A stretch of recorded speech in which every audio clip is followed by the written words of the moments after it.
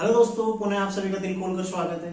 दोस्तों, चर्चा करेंगे भारतीय संविधान की प्रमुख जो अनुसूचियां हैं उनमें जो महत्वपूर्ण तथ्य हैं, ठीक है, उनके संबंध में इस क्लास में चर्चा करने वाले हैं, जो कि लगातार यूकेपीएससी लगातार यहां से क्वेश्चन पूछता है। ठीक है, तो आइए शुरू करते हैं। भारतीय संविधान की प्रमुख अनुसूचियां देखो। अनुसूची नंबर 1, प्रथम अनुसूची। प्रथम अनुसूची, ठीक है, इसमें क्या चर्चा की गई है? भारत जो संघ एवं उसका राज्य क्षेत्र, ठीक है, संघ एवं उसका राज्य क्षेत्र, ठीक है, ध्यान रखिएगा। पहली अनुसूची में क्या चर्चा की गई है? संघ और उसका राज्य क्षेत्र, ये महत्वपूर्ण है। ठीक है, द्वितीय अनुसूची देखो, पहला तो सबको याद हो जाएगा, ठीक है, लेकिन जो महत्वपूर्ण है दूसरी और तीसरी, और समझने वाली भी यही अनुसूची। ठीक है, इसमें आपको समझना पड़ेगा कि आखिर किस किस को और क्या क्या। देखो, द्वितीय अनुसूची बोलती है वेतन और भत्ते, वेतन और भत्ते, ठीक है, जो महत्वपूर्ण पदाधिकारी हैं भारत के, उनके वेतन और भत्ते के संबंध में द्वितीय अनुसूची में चर्चा है। ठीक है, इसमें किस किस के वेतन और भत्ते हैं? तो देखो, द्वितीय अनुसूची, वेतन और भत्ते किसके? राष्ट्रपति का वेतन, राज्यपाल का वेतन, ठीक है, लोकसभा अध्यक्ष, उपाध्यक्ष, राज्यसभा के सभापति, उपसभापति, विधानसभा अध्यक्ष, उपाध्यक्ष, विधान परिषद के सभापति, उपसभापति, ठीक है, सर्वोच्च न्यायालय, उच्च न्यायालय के न्यायाधीश और कैग, तो इनका वेतन और भत्ते, ठीक है, कहां से धारित होंगे, इनके बारे में सारे प्रावधान किसमें किए गए? द्वितीय अनुसूची में। ठीक है, ध्यान रखिएगा, क्वेश्चन बनेगा निम्न में से द्वितीय अनुसूची में निम्न में कौन सम्मिलित नहीं है? देख लो कौन कौन सम्मिलित है। ठीक है, कौन सम्मिलित नहीं है? वो जो इनके अलावा ऑप्शन आएगा, ठीक है, उसको आप इसमें सम्मिलित नहीं है। ठीक है, तीसरा देखो, तीसरा जो तीसरी अनुसूची है,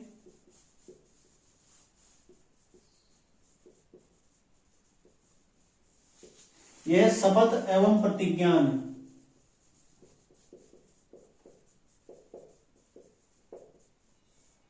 ठीक है, शपथ एवं प्रतिज्ञा।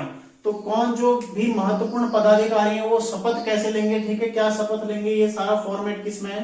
तीसरी अनुसूची में दिया गया है। ठीक है, इसमें देखो, शपथ एवं प्रतिज्ञा, सारे के सारे महत्वपूर्ण जितने भी पदाधिकारी हैं, ठीक है, इससे इस अनुसूची के माध्यम से शपथ लेंगे। लेकिन भारत के राष्ट्रपति और उपराष्ट्रपति, उनके लिए पृथक से अनुच्छेद दिया गया है। ठीक है, उनकी शपथ से संबंधित अनुच्छेद अलग से दिया गया है, तो यहां पर उनको आपने ऐड नहीं करना है। ठीक है, वो इस इस अनुसूची के माध्यम से शपथ नहीं लेंगे।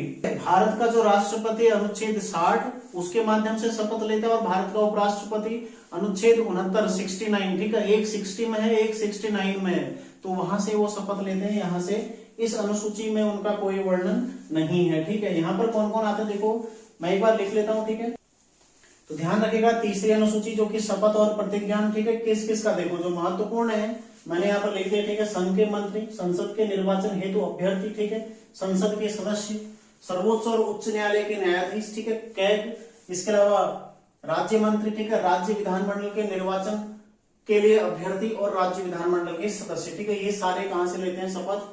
तीसरी अनुसूची में जो प्रारूप दिया गया उसके माध्यम से। ठीक है, अगली देखो, चौथी अनुसूची,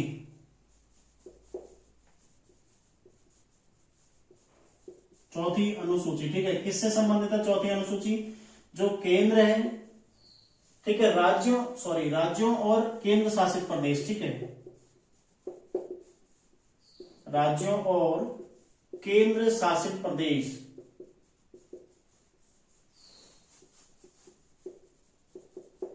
के लिए राज्यसभा सीटों का आवंटन,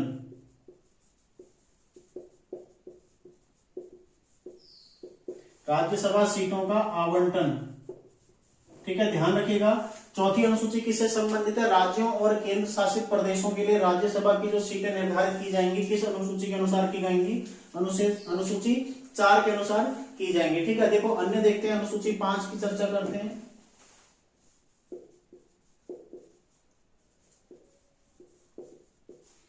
अनुसूची 5 किससे संबंधित है? जो एससी और एसटी क्षेत्र हैं, ठीक है, जो एससी और एसटी क्षेत्र हैं, इनके प्रशासन और नियंत्रण के उपबंध,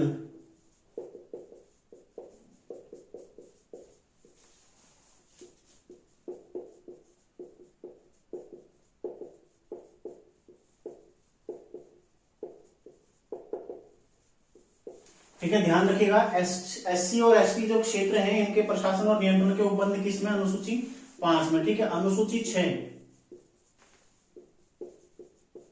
नाम याद रखिएगा राज्य का, ठीक है, असम, मेघालय, त्रिपुरा और मिजोरम, ये 4 राज्य ध्यान रखिएगा। ठीक है, के जनजाति क्षेत्रों का प्रशासन ये किसमें, अनुसूची 6 में। ठीक है, तो अनुसूची 6 किससे संबंधित है, असम, मेघालय, त्रिपुरा और मिजोरम के जनजातीय क्षेत्रों के प्रशासन से संबंधित है। ठीक है, तो क्वेश्चन ये पहले बन भी चुका है और पूरी संभावना है कि पूछा जाएगा। ठीक है, तो जो भी पटवारी की तैयारी कर रहे हैं खास तौर पर वो लोग तो बिल्कुल इसको छाप लेना। ठीक है, क्वेश्चन बना हुआ है। अगला देखो, अगला है 7वीं अनुसूची।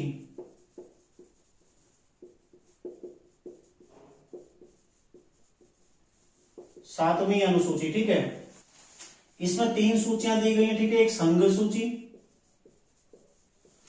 दूसरी राज्य सूची और तीसरी है समवर्ती सूची। ठीक है, तो संघ सूची जिसमें केंद्र कानून बनाएगा, राज्य सूची जिसमें राज्य कानून बनाएगा और समवर्ती सूची जिसमें दोनों कानून बना सकते हैं। यदि किसी विषय पर, समवर्ती सूची के किसी विषय पर केंद्र और राज्य दोनों द्वारा कानून बना दिया जाता है तो उस परिस्थिति में जो राज्य का कानून है, मतलब जो राज्य का कानून है उसको मान्यता नहीं दी जाएगी। ठीक है, जो केंद्र का कानून है वो प्रभावी रहेगा। ठीक है, ये ध्यान रखना आप लोगों ने।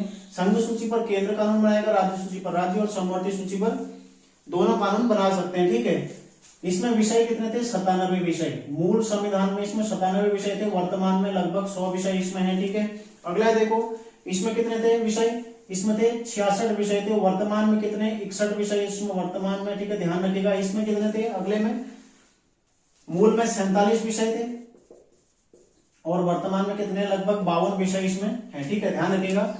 इसमें वर्तमान में 100 विषय हैं, वर्तमान में 61 विषय हैं और वर्तमान में 52 विषय हैं। ठीक है, और 7वीं अनुसूची संघ सूची, तो मूल में कितने थे, 97 विषय। राज्य सूची मूल में कितने थे, 66 विषय। ठीक है, समवर्ती सूची मूल में कितने थे, 47 विषय। अगला देखो 8वीं अनुसूची।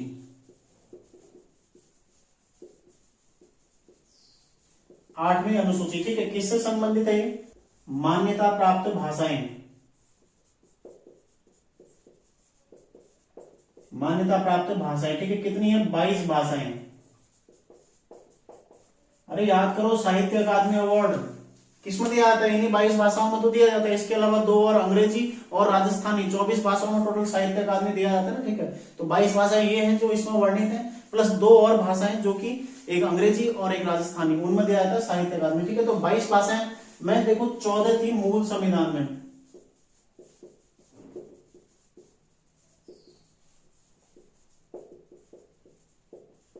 14 भाषाएं थी। ठीक है, देखो मूल संविधान में 14 भाषाएं थी। 21वां संविधान संशोधन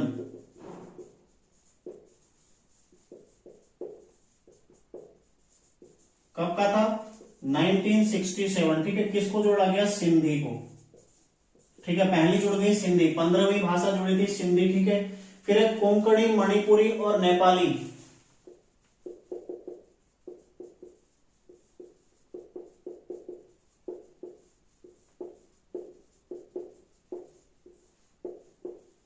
ठीक है, कोंकणी, मणिपुरी और नेपाली, ये कब जोड़ी गई थी, 71वें संविधान संशोधन।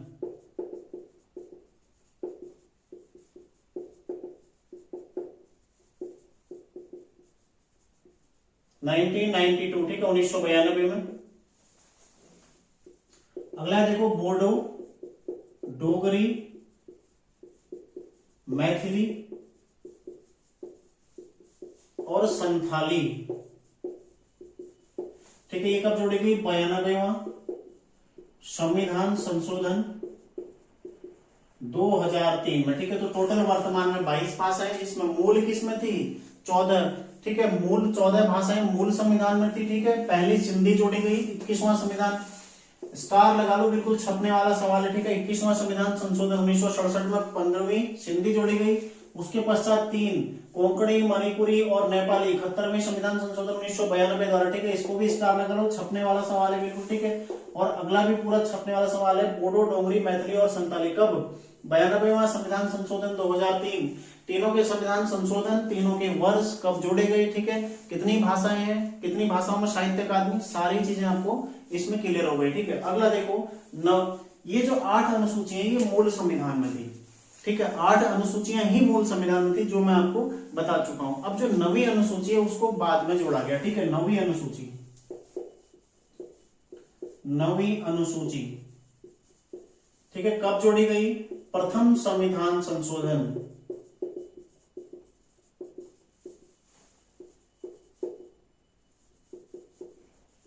ठीक है, 1951। जो 9वीं अनुसूची कब जोड़ी गई थी? पहला संविधान संशोधन 1951 में ये जोड़ी गई थी, ठीक है। और किससे संबंधित है? भूमि सुधार से,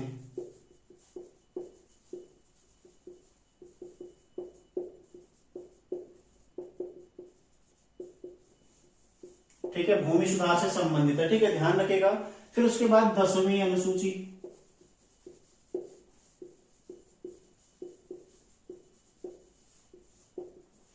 किससे संबंधित है? दल बदल से, ठीक है, दल बदल से संबंधित, ध्यान रखिएगा। और कब जोड़ी गई थी? 52वें संविधान संशोधन 1985 द्वारा, ठीक है, कब जोड़ी गई? 52वें संविधान संशोधन 1985 द्वारा 10वीं अनुसूची जोड़ी गई, ठीक है। मूल में 8 थी, 9वीं कब जुड़ी? 1951 के पहले संविधान संशोधन में, और भूमि सुधार से संबंधित है। 10वीं किससे? दल बदल से संबंधित, ठीक है। और 52वें संविधान संशोधन 1985 द्वारा ये जोड़ी गई थी, ठीक है। आगे देखते हैं 11वीं और 12वीं अनुसूची। अनुसूची 11 किससे संबंधित है? पंचायती राज, पंचायती राज, ठीक है, ध्यान रखिएगा, पंचायती राज से संबंधित है अनुसूची 11। देखो कौन सा संविधान संशोधन है? 73rd, ठीक है, 73वां संविधान संशोधन कब का? 1992। ध्यान रखिएगा, पारित कब होता है? 1992 के रूप में ये पारित होता है, ठीक है। 73वां संविधान संशोधन जो कि 1992 में लाया गया था और इसी नाम से ये पारित होता है, लेकिन प्रभावी कब होता है? 93 से। तो गलती नहीं करनी है, ठीक है। क्वेश्चन बनेगा 11वीं अनुसूची किससे है? किससे संबंधित है? पंचायती राज से संबंधित है, ठीक है। अगला क्वेश्चन बनेगा 73वां संविधान संशोधन किस वर्ष का है? कब का है? 1992 का, ठीक है। अगला क्वेश्चन बनेगा कि 73वां संविधान संशोधन जो कि पंचायती राज से संबंधित है किस वर्ष प्रभावी हुआ? किस वर्ष प्रभावी हुआ? 1993 में प्रभावी हुआ था, ठीक है, ध्यान रखिएगा। 1993 में प्रभावी हुआ था और 1992 में लाया गया था, ठीक है। किससे संबंधित है? पंचायती राज से संबंधित है। इसमें कुल कितने विषय हैं? 29 विषय,